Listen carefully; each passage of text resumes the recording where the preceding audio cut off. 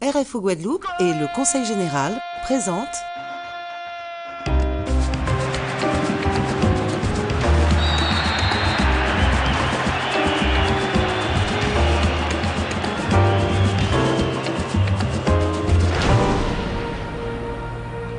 Cette photo, elle a été faite à l'aéroport de Caracas.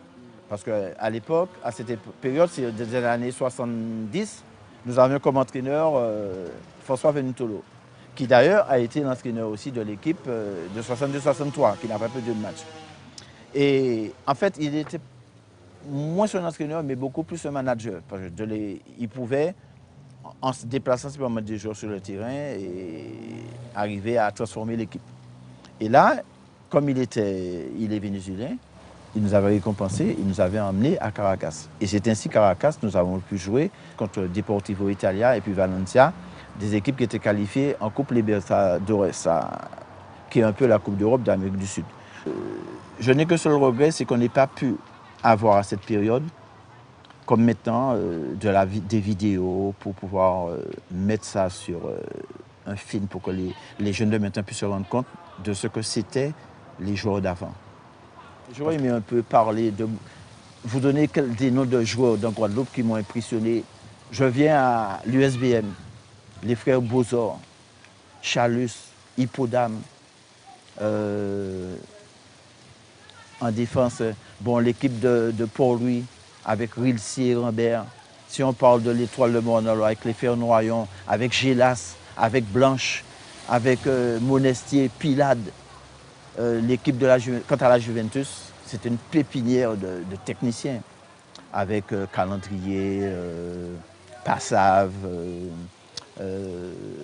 Thibert, Alexandre.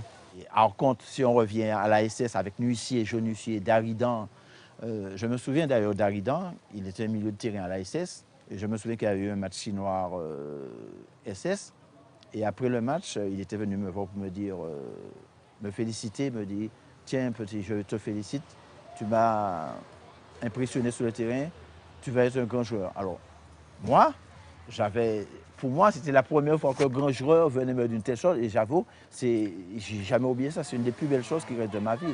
Et à cette époque, avec, après, les gentlemen du football, c'est Jacques Bad, qui était à la SS, et après, avec l'équipe de Marie-Galante, la JSC de Marie-Galante, ça aussi, c'était une équipe qui a... Alors, pour revenir encore dans les noms, la Gauloise avec Colchide, Lin, Ajax, Salno, le Racing avec Honorato.